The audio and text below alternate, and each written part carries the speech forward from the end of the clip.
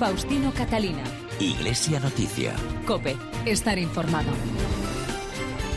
Saludos amigos y muy buenos días en este domingo 29 de julio de 2018 en el que nos detenemos como cada 7 días en la actualidad religiosa de estas últimas jornadas en España y en el mundo en el programa Iglesia Noticia, que nos va a llevar como siempre hasta las 9 de la mañana, el momento en que llegará la Santa Misa desde Toledo. Un programa que hacemos hoy gracias a Álvaro Español en el control de sonido y a Mateo González y Amparo Latre en la redacción, y con los siguientes titulares.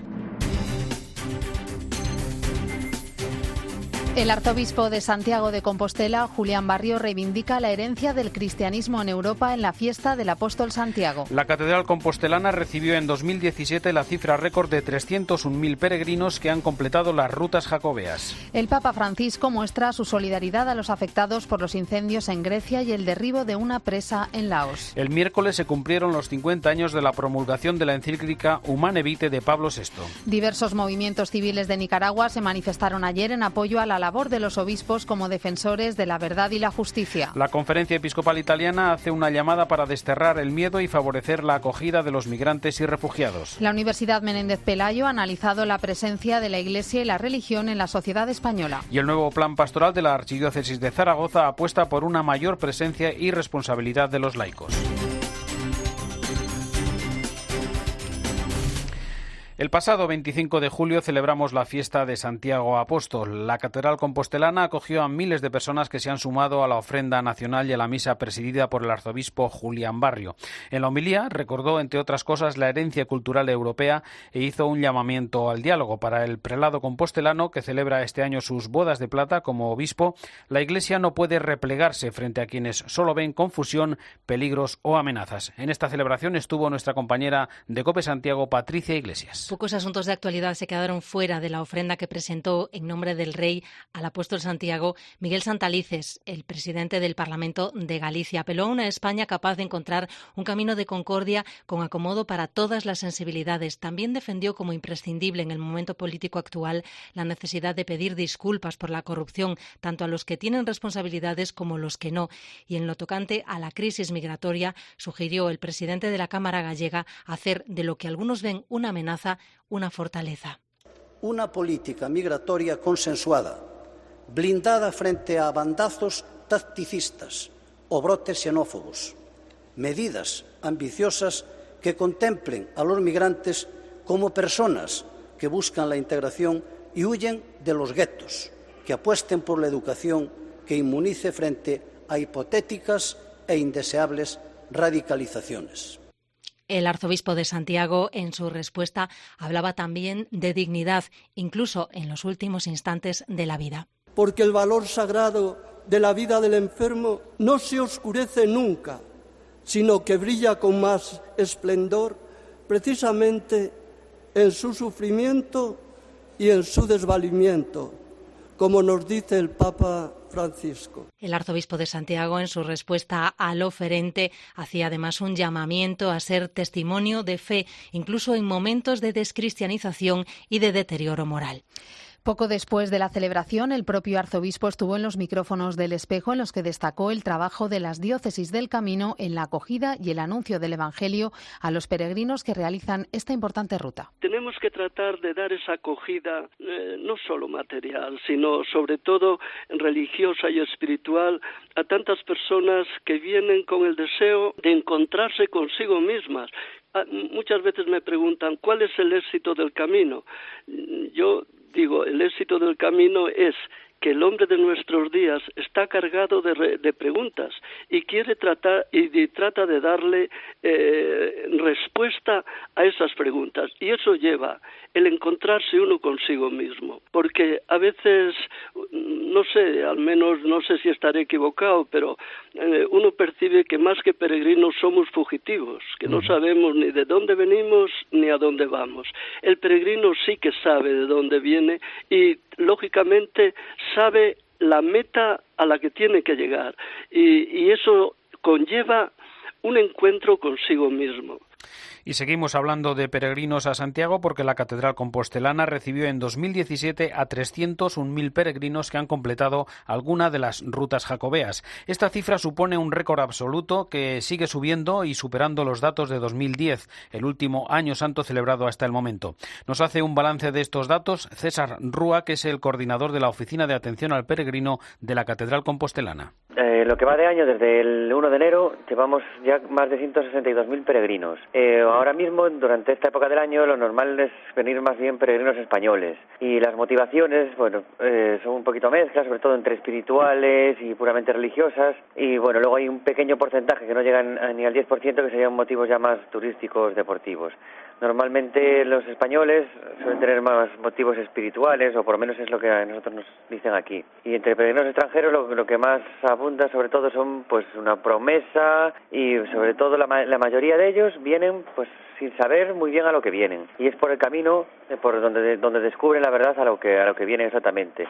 Y entonces aquí en el mostrador, claro, siempre tienen ahí dudillas si te marcan motivos religiosos exactamente, si es espiritual.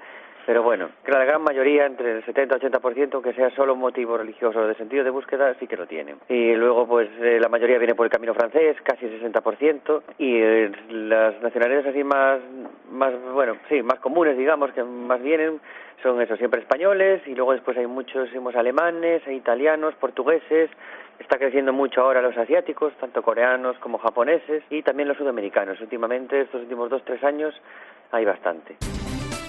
Iglesia Noticia. COPE. Estar informado. En COPE, las mañanas son de Carlos Herrera, de lunes a viernes, de 6 a 1.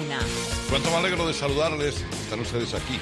¿Hay alguna felicidad mayor? Y la próxima temporada, El Mediodía, de Antonio Herraiz y Marta Ruiz, de 1 a 3 de la tarde. Y la última hora nos lleva a lanzar una pregunta. Las tardes sonarán a partir de septiembre a Pilar Cisneros y Fernando de Aro, de lunes a viernes de 3 a 7. Pues esa ocurrencia, cuidado, se hizo viral. Habrá quien con esta llegada... Y las noches a Ángel Expósito, con la linterna desde las 7 y hasta las 11:30. Bueno, ¿qué? Lo flipan, ¿no? Tienes que estar muy orgulloso de tus oyentes, Expósito.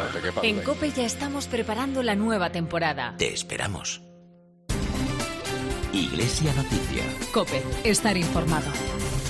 En Iglesia Noticia, el repaso a la actualidad eclesiana en el mundo nos lleva una vez más en primer lugar hasta el Vaticano en una semana de escasa actividad para el Papa Francisco, que continúa con su agenda privada en estos días en los que aprovecha para descansar y trabajar en la residencia de Santa Marta. Mientras tanto, se ha presentado la medalla que conmemorará el 6º aniversario de la elección del Papa Francisco en marzo del año próximo. Esta moneda contiene la frase de Pío XII: nada se pierde con la paz, todo lo destroza la guerra. Además, hemos conocido 2 telegramas que el Vaticano ha hecho llegar a las autoridades locales tras los incendios que han arrasado una parte de Grecia, dejando numerosos heridos y fallecidos, y a las de Laos, donde una presa se ha derrumbado y se ha llevado por delante 8 aldeas. Nos informa desde Roma Ángeles Conde. Buenos días. Buenos días. El Papa Francisco, como sabéis, está muy pendiente e informado de la actualidad internacional, en especial cuando se trata de situaciones de sufrimiento o tragedias. Por eso ha querido hacerse presente con una palabra de consuelo en 2 de las catástrofes que han causado conmoción en estos últimos días. Lo ha hecho con sendos telegramas enviados a través de su secretario de Estado, el cardenal Pietro Parolin. Profundamente triste son las palabras del Papa Francisco al referirse a estos terribles incendios de Grecia. A través de este telegrama también asegura su solidaridad de corazón hacia quienes han sufrido esta tragedia. Encomienda especialmente a la misericordia divina a todos los fallecidos y ofrece ánimos a las autoridades civiles y al personal de emergencia implicado en las tareas de rescate. Invoca al Señor para que derrame sobre ellos sus bendiciones y su consuelo. Idéntico deseo envía a las víctimas de la rotura de la presa en Laos, un desastre que ha dejado centenares de desaparecidos y al menos a unas 6.000 personas sin hogar. Francisco lamenta sobre todo la pérdida de vidas humanas y asegura su oración por el eterno descanso de todos ellos, además de por la pronta recuperación de los heridos. También reza por quienes siguen desaparecidos y asimismo, como decimos, ofrece sus ánimos y bendiciones a las autoridades que están asistiendo a los afectados por esta tragedia. Seguimos en Italia, donde la presidencia de la Conferencia Episcopal de este país ha emitido un nuevo mensaje invitando a tener una actitud de acogida ante los inmigrantes que huyen de situaciones de violencia o de hambre, frente a quienes generan miedos, desconfianza o indiferencia. Cuéntanos más, Ángeles. Los obispos italianos hablan claramente. Es una tragedia a la que no podemos acostumbrarnos, dicen. En un contundente mensaje aseguran sentirse responsables de lo que llaman este ejército de pobres víctimas de la guerra y el hambre, del desierto y la tortura. En Italia la situación con respecto a la inmigración está a la orden del día, sobre todo debido a las declaraciones de sus políticos y la gestión que están haciendo de la tragedia en el Mediterráneo. Por eso los prelados recuerdan que las preocupaciones y temores no pueden afectar a las decisiones, determinar las respuestas y alimentar un clima de desconfianza, desprecio, enfado y rechazo. Al mismo tiempo, también reconocen los obispos italianos que no pueden ofrecer soluciones baratas, pero recuerdan que en ningún caso la solución es mirar hacia otro lado. Finalmente concluyen este mensaje con una última advertencia, y es que aseguran que la forma de salvar la propia humanidad de la mediocridad y de la barbarie pasa por el compromiso de preservar la vida, cada vida, sobre todo la de los más vulnerables, humillados y pisoteados. El miércoles se cumplieron los 50 años de la promulgación de la encíclica Humane Vitae, la última que firmó Pablo VI, un documento sobre el que se sigue reflexionando y escribiendo hoy día. Es el momento en Iglesia Noticia para el comentario de nuestro colaborador Antonio Pelayo. Buenos días, Antonio. Buenos días. El 25 de julio de 1968, Pablo VI publicó su encíclica Humane Vitae sobre el matrimonio y la regulación de la natalidad. Me encontraba yo entonces en Alemania y recuerdo muy bien el enorme impacto que provocó y las críticas feroces que suscitó en muchos ambientes, incluso eclesiales. Han pasado 50 años y el debate no se ha cerrado. Algunos la consideran como un texto prehistórico, anticonciliar, ignorante de la realidad humana. Otros destacan, por el contrario, su dimensión profética, visionaria, respetuosa con la sexualidad del ser humano, que no puede verse condicionada por la manipulación química de nuestros cuerpos. La Humane Vitae fue sentenciada únicamente por su no a la píldora anticonceptiva. Se ignoraron sus páginas sobre la pedagogía del amor, la paternidad responsable y la humanización de la sexualidad en la vida de las parejas. Pablo VI anticipaba entonces ideas que años más tarde han sido aceptadas y respetadas. Con la Humane Vitae sucedió, salvadas las distancias, algo parecido a lo que se ha producido con la exhortación apostólica de Francisco Amoris Laetitia. Ambos documentos no pueden ser juzgados exclusivamente por sus posiciones ante problemas muy delicados que exigen siempre tener en cuenta la conciencia de las personas. El magisterio de los papas y de la Iglesia no se limita a pronunciar un sí o un no ante esos problemas y siempre va más allá de una aséptica prohibición. Sigue así el ejemplo y el mandato de su fundador, el Señor Jesús. Desde Roma les ha hablado Antonio Pelayo. Gracias, Antonio. En Iglesia Noticias seguimos pendientes de todo lo que está sucediendo en Nicaragua. Tras las grandes protestas de la semana pasada y después de las continuas provocaciones del presidente Daniel Ortega, el arzobispo de Managua, el cardenal Leopoldo Brenes, ha señalado que la realidad que vive la Iglesia en el país es de auténtica persecución.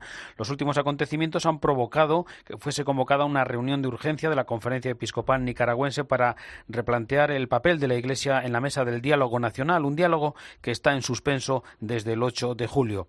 Ayer sábado muchos fieles participaron en una peregrinación en apoyo a la persecución que están sufriendo los obispos como defensores de la verdad y de la justicia. Nos informa nuestra corresponsal en Centroamérica, María Berza. Buenos días. Hola, buenos días. La Iglesia nicaragüense pasa por momentos complicados. Sigue dispuesta a dialogar, aunque el presidente Ortega ha tachado de golpistas a los obispos y sus grupos afines han disparado contra iglesias y atacado a los religiosos. Por eso la Conferencia Episcopal de Nicaragua decidió decidió esta semana mandarle una carta al mandatario para saber si en realidad quiere que continúen como mediadores y testigos de un diálogo que de facto está suspendido desde principios de julio. Dependiendo de la respuesta que dé Ortega, tomarán una decisión. Los religiosos nicaragüenses han recibido, no obstante, apoyo de distintas partes del mundo, el Vaticano incluido, aunque se muestra cauto, y uno de los últimos en pronunciarse ha sido el vicepresidente de Estados Unidos, Mike Pence, que acusó al régimen sandinista de librar una guerra contra la Iglesia Católica. La Iglesia chilena continúa afrontando las consecuencias de los abusos sexuales cometidos por algunos clérigos en las últimas décadas. Esta semana, el Ministerio Fiscal, en colaboración con las autoridades eclesiásticas, ha elaborado un completo informe sobre los casos que han llegado a los tribunales civiles y canónicos para ayudar mejor a las víctimas. Además, el arzobispo de Santiago de Chile, el cardenal Ricardo Ezzati, ha sido citado a declarar el próximo 21 de agosto en relación con algunos de los casos que han convulsionado a la Iglesia austral. Nos amplía la información nuestro corresponsal en Sudamérica, Ernesto Coco. Buenos días. Hola, buenos días. La Fiscalía General de la ciudad de Rancagua, al sur de Santiago, ha citado para el próximo 21 de agosto al arzobispo de la capital chilena, cardenal Ricardo Ezzati, en calidad de imputado por encubrimiento en casos de abusos sexuales por parte de miembros de la Iglesia Católica. En un comunicado del Arzobispado de Santiago, el cardenal Ezzati reiteró su compromiso y el de la Iglesia con las víctimas en la búsqueda de la verdad y con respeto a la justicia civil. El cardenal Ricardo Ezzati dice en el mismo comunicado tener la convicción de no haber encubierto nunca ni obstruido a la justicia y como ciudadano cumplirá con su deber de aportar todos los antecedentes que contribuyan a esclarecer todos los hechos en relación a los abusos sexuales cometidos por el canciller de la Iglesia de Santiago, Óscar Muñoz, de quien era su inmediato superior y que ahora está en prisión a la espera de un juicio acusado de 5 casos de abusos sexuales a menores y encubrimiento de otros casos. La citación al cardenal Ezzati se ha conocido pocas horas después que el Ministerio Público informara de que investiga a 158 personas relacionadas con la Iglesia Católica en el marco de 144 casos de abusos sexuales o de otro tipo contra 266 víctimas en Chile. Y en Iglesia Noticia nos vamos ahora hasta Irak. En la llanura de Nínive, ayuda a la Iglesia necesitada continúa favoreciendo el retorno de las familias cristianas que tuvieron que huir de algunas localidades que en su momento fueron tomadas por el Daesh. En esta recuperación están implicadas diferentes organizaciones. Concretamente, la periodista Blanca Ruiz Antón ha recorrido en estos días algunas de estas poblaciones y ha hablado con algunos de los cristianos que ya han podido volver allí. He podido acompañar a un grupo de ayuda a la Iglesia necesitada visitando las principales ciudades y aldeas de la llanura de Nínive en Irak, que en el año 2014 fueron tomadas por el Estado Islámico. Desde su liberación en 2016, poco a poco las familias van volviendo a sus lugares de origen, pero encuentran todo totalmente devastado. Actualmente nos encontramos en la ciudad de Erbil y hemos podido visitar el campo de refugiados Asti II, que se encuentra en las afueras de la ciudad y que tiene capacidad para unas 5.000 personas, pero actualmente tan solo 200 siguen allí, ya que la gran mayoría ha vuelto a sus casas.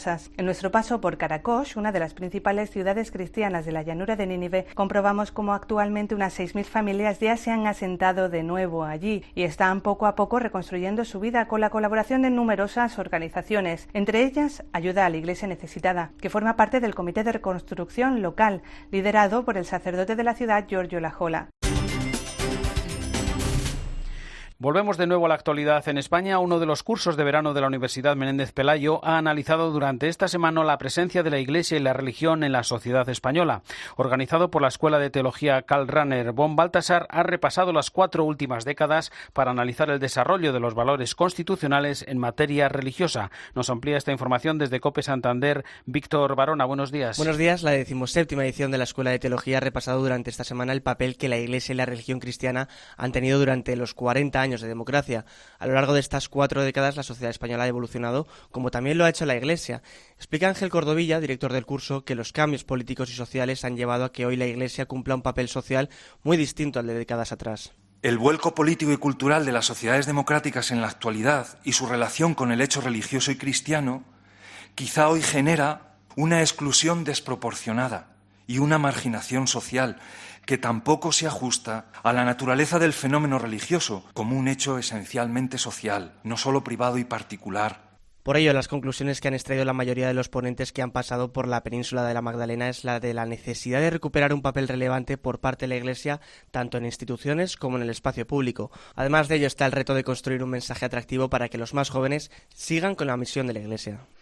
Las reliquias del santo capuchino Lorenzo de Brindis se custodian en el convento de las Clarisas de Villafranca del Bierzo, en León. Al cumplirse el 4º centenario de su fallecimiento, el obispo de Astorga ha convocado un año diocesano de la santidad para difundir el mensaje del santo y de la exhortación Gaudete et Exultate del Papa Francisco. Desde COPE Bierzo, Jacobo Casas. Buenos días. Villafranca del Bierzo ha inaugurado el año diocesano dedicado a la santidad, el cual se celebra con motivo del 400 aniversario de la llegada de los restos de San Lorenzo de Brindis, doctor de la Iglesia, al convento de la Anunciada de Villafranca del Bierzo, donde siguen siendo custodiados. Los actos en abierto con una ceremonia presidida por el cardenal emérito de Sevilla, don Monseñor Carlos Amigo Vallejo, y el señor obispo de Astorga, Juan Antonio Menéndez Fernández. En ella también participaron el padre provincial de los capuchinos, el padre provincial de los franciscanos, el vicario de la diócesis para el Bierzo y un gran número de sacerdotes. A lo largo del año tendrán lugar un gran número de actos religiosos y culturales en recuerdo de la vida y obra de San Lorenzo de Brindis y de su llegada a la villa. Cabe destacar que en septiembre, en torno a la fiesta del Cristo, tendrá lugar una jornada cultural el 30 de noviembre,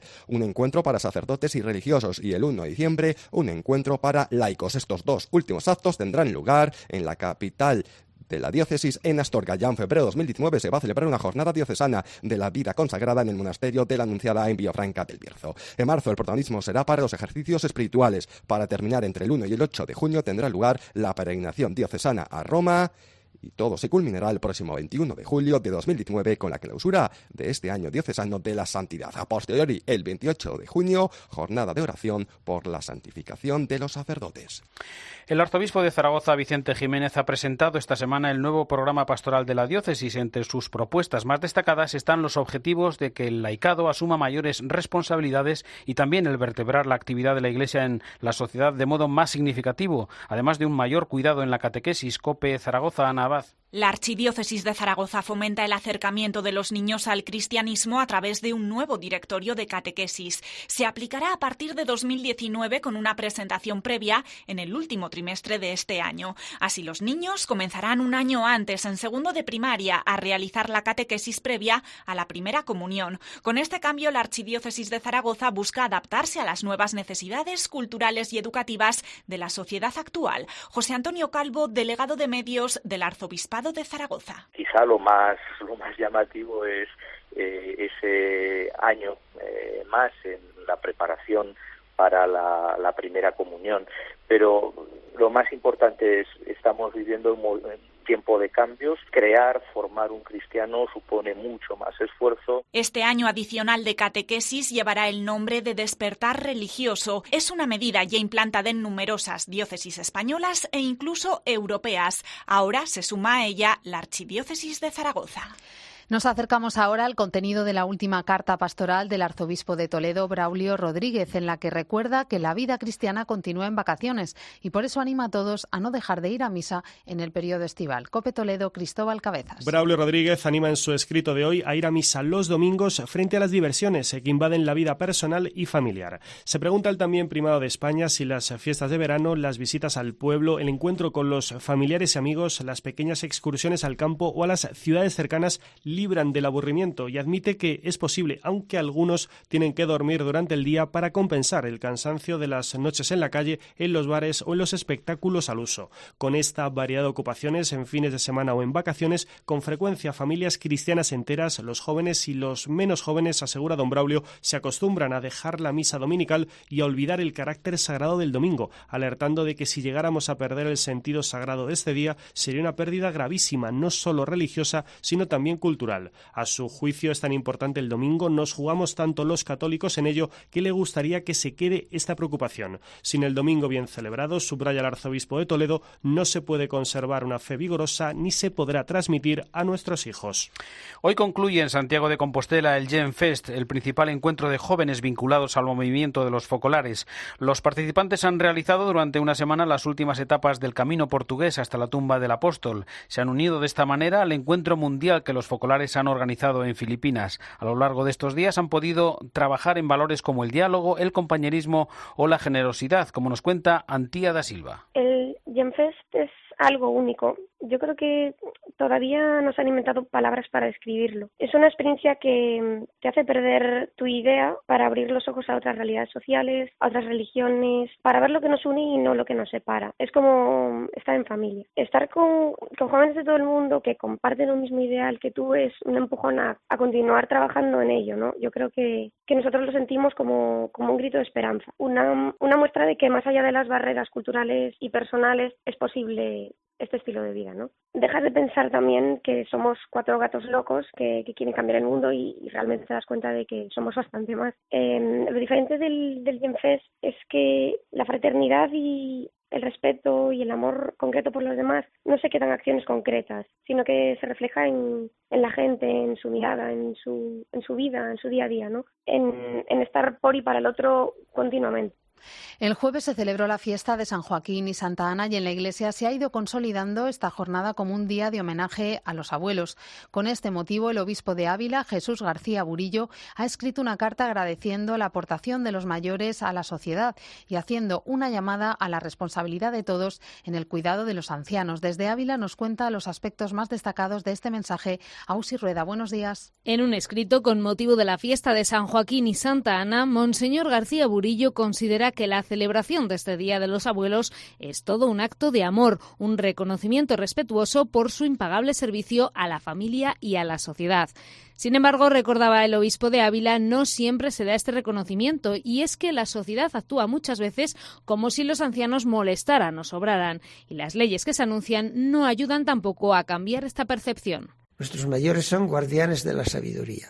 A ellos se les ha confiado transmitir la experiencia de la vida, la historia de una familia, de una comunidad, de un pueblo. Por eso, un pueblo que no los cuida, que no los trata bien, no tiene futuro. Pese a todo, recordaba el prelado abulense el impagable servicio que realizan nuestros mayores en el ámbito de la transmisión de la fe, no solo a sus hijos, sino ahora también a sus nietos. Y es que muchas veces son ellos, los propios abuelos, quienes llevan a los pequeños a misa, a ver procesiones y quienes, en definitiva, les enseñan a rezar. En el espejo de COPE hemos escuchado esta semana a Mercedes Arbesú, nueva superiora general de las misioneras de María Mediadora. Esta congregación, fundada en 1942, reúne a 500.000 de religiosas por todo el mundo.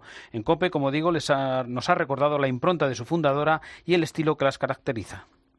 Bueno, nuestra fundadora se fijaba mucho e intentó que nosotras viviéramos la vida que llevaban las primeras comunidades de cristianos y sobre todo hacía mucho hincapié pues en el mandamiento que el Señor nos dio, que Jesús nos dio: amaos los unos a los otros como yo os he amado. Ella era lo que quería y lo que pretendemos, ¿no? Que nuestras comunidades sean comunidades de amor fraterno y que puedan de cara al exterior, ¿no? Marcar ese mandamiento, ¿no? De amaros los unos a los otros, pero sobre todo pues esa vivencia de las primeras comunidades de cristianos. Les contamos también que Alfonso Bullón de Mendoza ha sido elegido presidente de la Asociación Católica de Propagandistas para los próximos 4 años. Fue durante la tercera Asamblea General Extraordinaria de esta entidad dedicada a evangelizar todos los ámbitos de la vida pública. El nuevo presidente es catedrático de Historia de la Universidad CEU San Pablo, ateneo del que fue rector entre 2007 y 2009, año en el que pasó a encargarse del Instituto de Estudios Históricos. Este cargo conlleva que el designado es el nuevo gran canciller de las diferentes fundaciones e instituciones educativas del CEU y de esta asociación. La Universidad Francisco de Vitoria y la Fundación Ratzinger han anunciado esta semana los ganadores de los premios Razón Abierta. La entrega de los galardones será en el Vaticano el 24 de septiembre, dentro de un congreso para investigadores y docentes universitarios interesados en el diálogo entre las diferentes ciencias y la filosofía o la teología. En esta segunda edición han sido premiados proyectos de las universidades de Navarra, Sevilla, de la Carlos III y la Complutense de Madrid, de la Indiana en Estados Unidos y de la de Durham en Reino Unido. Cada proyecto recibirá 25.000 euros. Terminamos así el informativo Iglesia Noticia, el programa 1578 en este domingo 29 de julio de 2018. Les agradecemos como siempre su escucha y su compañía. Llega ya la última hora de la actualidad en España y en el mundo y después desde Toledo la Santa Misa. Un saludo de Amparo Latre y de Faustino Catalina. Hasta el próximo domingo, que pasen una feliz semana.